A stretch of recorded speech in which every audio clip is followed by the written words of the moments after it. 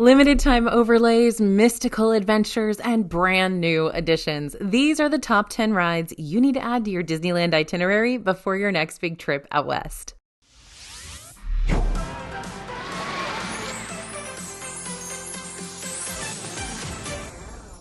Hey everybody, it's AJ for Disney Food Vlog. Can I just say that I always get this little flutter of excitement when I see that a Disneyland video is on the schedule for DFB, because I love talking about what's going on both at Disneyland and Disney California Adventure, especially when it comes to immersive attractions. So I am pumped for today's video because we're going to be talking about the best of the Disneyland attractions for 2024 and what you should expect from these rides before you go. Now, before we get started, we got a gift for you. Scan the QR code you see on the screen now or head to disneyfoodblog.com/DisneylandPlans and you can get our free digital guide to your 3 perfect days at Disneyland. Inside this guide, we're going to show you what separates Disneyland from Disney World, give you detailed itineraries for each day of your visit, and illustrate how to park hop the most efficiently if you decide to park hop one day between Disneyland and DCA. All right, are you ready to dive into the best rides in Disneyland for 2024? We are going to start with a ride that's not even open yet, but I promise you it will be one of the best. Tiana's Bayou Adventure. It is opening this year in both Disney World and Disneyland. So this ride has been a long time in the making. In June 2020, Disney announced that the classic Splash Mountain log flume would close to be rethemed into an attraction inspired by the Disney animated film The Princess and the Frog. And yet, Splash Mountain in Disneyland didn't actually close until May 31st, 2023. So we haven't even been without it for a year yet. So what's going to happen during the rethemed water ride? According to Disney, Tiana's Bayou Adventure is going to pick up the story of the Princess and the Frog after the final kiss. So we're going to be able to join Princess Tiana and Louis on a musical adventure as the duo prepare for their first ever Mardi Gras performance. And of course, Naveen will maybe be there somewhere, and there's going to be a whole cast of brand new critters to learn about as well. Don't worry though, not all of Splash Mountain is going away. In fact, the layout of the ride will be staying pretty much exactly the same, meaning we're still going to be able to experience the thrill of that 5-story drop once again. But aside from the ride layout, lots of new stuff is going to be added to this 10 to 12 minute attraction. When it opens, it'll feature a combination of practical lighting, digital lighting, scenic paintings, and state-of-the-art audio animatronics. And no, you don't have to worry about those screen projected animatronic faces like we've seen in the past for like Seven Dwarfs Mine Train or Buzz Lightyear Astro Blasters. Disney has assured us that the Tiana animatronics will be on the same scale as the animatronics we saw appear at Hong Kong Disney's new Frozen Ever After ride. So pretty fancy. And while we're going to miss our little critter friends from the Briar Patch, it's going to be fun spotting the Easter eggs throughout this attraction that are going to give subtle nods to our pals from Splash Mountain. That's right, Disney has confirmed that there will be Splash Mountain Easter eggs in this one. Currently, when you go to check on the construction for Tiana's Bayou Adventure in Disneyland, you'll see the Tiana's Foods water tower has recently been installed on the exterior of the ride. The Tiana's Foods tower refers to the name of the employee-owned company that Tiana started, according to the backstory of the ride. Although we're not sure when exactly the ride's going to be opening this year, we'll make sure to keep you updated on the construction milestones and let you know just as soon as we hear more about it. In the meantime, make sure you're more than familiar with the Disneyland app's virtual queue system, since Tiana's Bayou Adventure will probably use this system to help manage the crowds when it first opens. Next on our list is an oldie but a goodie, Radiator Springs Racers. It's part dark ride, it's part thrill ride, and it's 100% impressive. Radiator Springs Racers has been the most popular attraction in Disney California Adventure since it first opened back in 2012. And when you think about the fact that this ride is 12 years old, that's wild to me because the technology all throughout still holds up pretty well. Like Lightning McQueen, Mater, Sally, Doc, the scary bull tractor, they all look real. And yes, I know, his name is Frank, which I love. And what makes this attraction really exciting is its re-rideability. Toward the end of the ride, right before your big race, you'll enter into one of 2 scenes.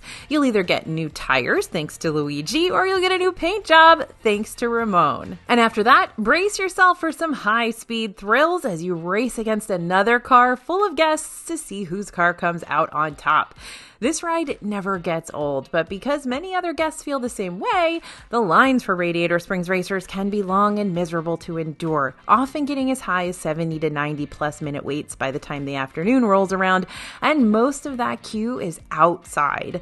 Don't stress about the wait times just yet, though, because there are a few ways to get around that grueling queue line. The first is to try rope dropping this ride right when the park opens to get in line for it before the rest of the guests file into Disney California Adventure later on. You can also use early entry if you're a hotel guest.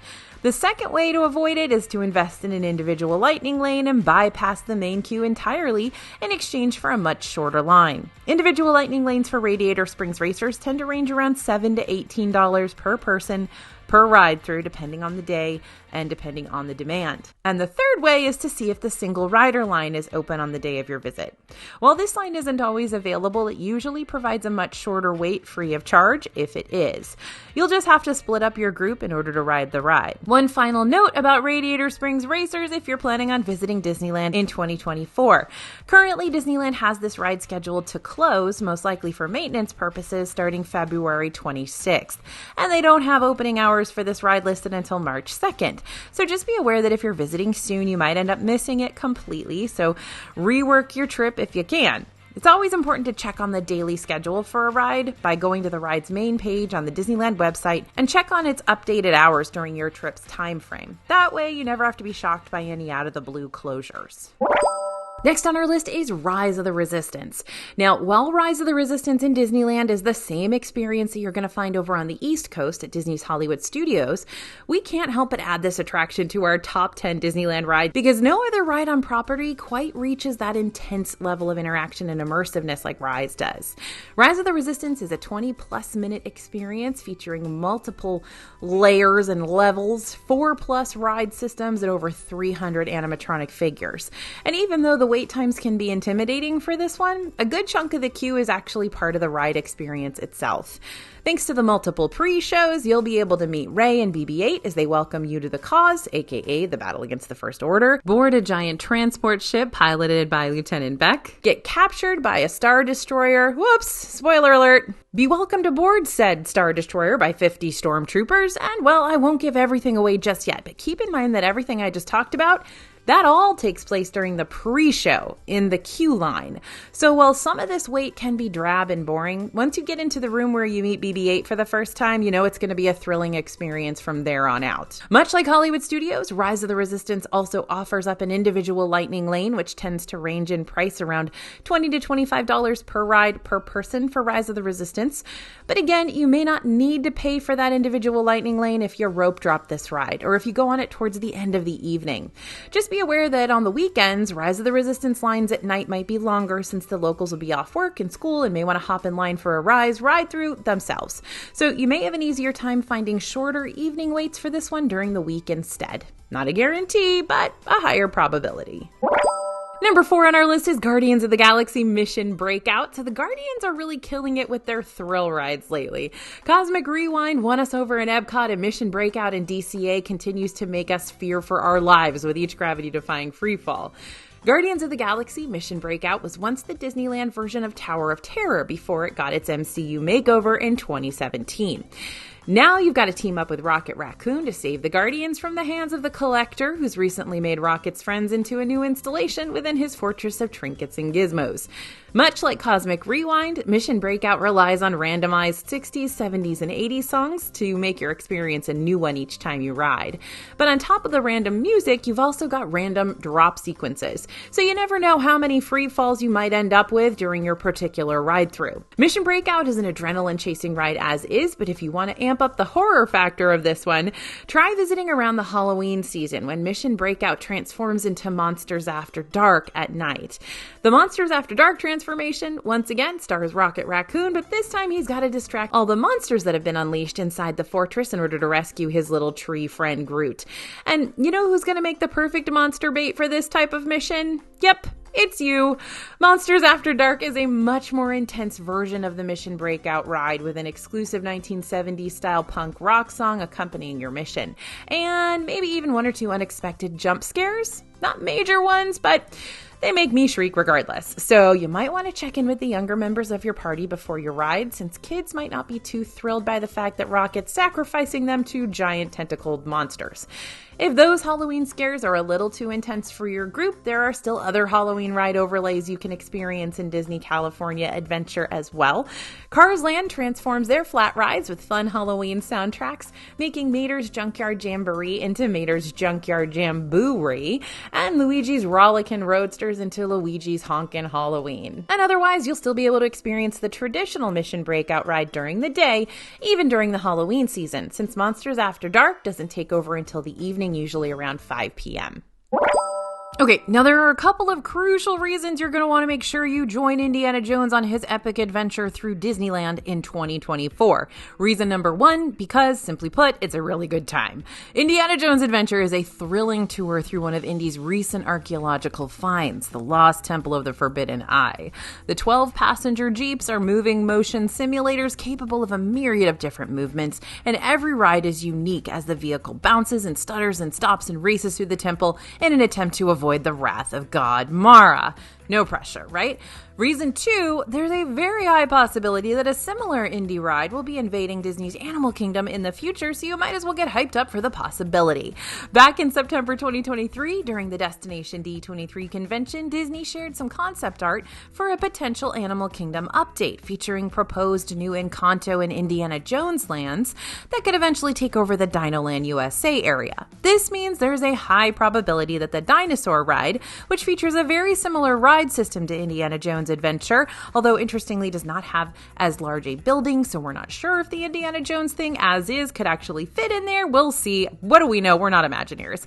But it could be replaced with some similar indie theming over there at Dinosaur. With that being said, here's my big disclaimer for you. While we do know that Dinoland USA is going away for good in the distant future, Disney has only suggested that an Encanto and Indiana Jones land could be taking its place, so who knows? Maybe Indy will stay put in Disneyland, or maybe he'll make his way to the East Coast too, at least to that particular park. He's already in Hollywood Studios. At either rate, Indiana Jones Adventure is a unique, dark thrill ride that you're not going to want to miss, especially if you like being thrown into the clutches of danger over and over and over again. But seriously, it's very cool. And of course, Haunted Mansion has got to be on our top 10 list. After all, this is a Disneyland staple. Haunted Mansion carries you by way of Doom Buggy through several happily haunted corridors where you're going to see a spirited ballroom, a ghostly graveyard, and a very murderous bride. Because nothing quite screams Disney magic like a blood-curdling scream, right? Right. And if you're planning on visiting Disneyland around the Halloween or Christmas season, you'll be able to ride the Haunted Mansion overlay themed around Nightmare Before Christmas, which gives this ride a leg up on Magic Kingdom's version, in our personal opinion. But here's what's really cool about going to Haunted Mansion later on in 2024. It's getting an upgrade. Haunted Mansion closed for a lengthy refurbishment starting at the end of January. And during this closure, not only will Haunted Mansion be switching back to its normal spooky self and out of its seasonal Nightmare Before Christmas clothes, but it's also going to start laying down the groundwork for a reimagined and expanded outdoor queue, which is going to further immerse guests in the story surrounding the manor. This will include new gardens inspired by Master Gracie himself, Madame Leota, and the infamous One-Eyed Cat. There's also going to be a new Haunted Mansion themed gift shop, of course there is, opening around the attraction, and that'll sell you all your grim, grinning, ghostly merch and knickknacks. Currently, the Disneyland website shows that the ride will be closed until at least early March, but that could be even longer if those updates aren't finished by the time more of the Disneyland schedule is released. At either rate, we'll make sure to let you know just as soon as Disneyland has announced an official reopening date so you can plan your future 2024 trip around seeing all of the cool new stuff there. So spring is going to be hitting us with even more Star Wars stuff inside the Disneyland park. From April 5th to June 2nd, Space Mountain is transforming into Hyperspace Mountain to celebrate the season of the Force. So of course, Hyperspace Mountain has to be on our list. While I am a huge fan of the traditional Disneyland Space Mountain, as is, I think it's one of the best Space Mountains in the world, the Star Wars overlay on this one is a fun twist that transforms the iconic coaster into an epic Star Wars adventure. You might encounter Rebel X-Wing starfighters, Imperial TIE fighters, blaster fire, just a whole lot of fighters and fire, along with that classic Star Wars soundtrack. And bonus, Star Tours is also getting an upgrade this spring with new Ahsoka scenes, so make sure to spend some extra time in Tomorrowland this spring to really get your fill of the Star Wars Force. Next is Incred Coaster. Now, Disney's giving Pixar a lot of extra love in 2024 on the West Coast. Not only has the new Pixar Place Hotel officially opened up for guests, but Pixar Fest is also going to be happening from April 26th to August 4th across both of the parks. That means you'll be able to experience the Returning Together Forever, a Pixar Nighttime Spectacular in Disneyland Park, and also the brand new Better Together, a Pixar Celebration Parade in California Adventure. So if you really want to get into the spirit of the Pixar season, then you're going to want to ride the one-of-a-kind DCA coaster over in Pixar Pier, Incred Coaster. The Incred Coaster opened on June 23rd, 2018, replacing California Screamin', which was one of Disney California Adventure's original attractions. But when I say Incred Coaster replaced California Screamin', what I really mean is that the ride got a full Incredibles re-theme. Otherwise, the coaster is pretty much the same as it always has been, and it's really great. This one's definitely for the thrill seekers out there, because you're going to experience a 0 to 55 mile per hour launch, an upside down loop, and plenty of super steep drops before it's all said and done. While the Incred Coaster is fun to ride no matter what time of day it is, we do love coming back here at night to ride it, just so we can see the characters and light effects in the tunnels a lot more clearly. Now, believe it or not, yes, we are putting It's a Small World on our list of top 10 rides in Disneyland for 2024. It's a Small World is a simple, charming, whimsical little dark ride where you're going to slowly glide past internationally representative dolls, lots of animals, and colorful flowers, and maybe a naked guy once in a while. You never know. Now, you may not be a huge fan of getting the Small World theme song stuck in your head all day, especially since you'll have to listen to it throughout the entire duration of the ride, which is about 14 minutes long. But there's no denying the creativity behind this little attraction. The classic iconicness of it. And I'm not just talking about what's going on inside the ride, but outside of it too. The building that houses It's a Small World over in Disneyland is practically an attraction in and of itself.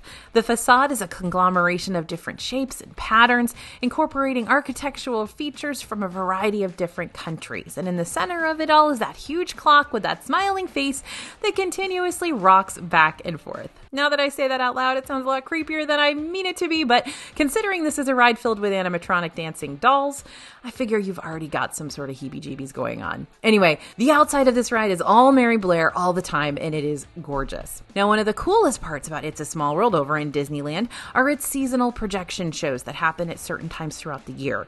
Make sure to check the Disneyland app on the day of your visit to see if you can expect any of It's a Small World performances to pop up during your trip. And don't forget to scout out the different Disney characters while you ride. 29 Disney characters were added to this attraction back in 2009. I remember it well.